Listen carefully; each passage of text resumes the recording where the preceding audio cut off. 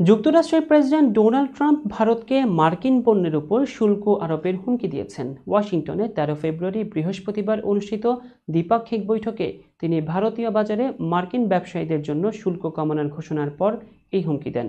Trump বলেন, ভারত যদি তাদের শুল্ক না কমায় তবে আমরাও ভারতীয় পণ্যের উপর একই হারে শুল্ক আরোপ করব।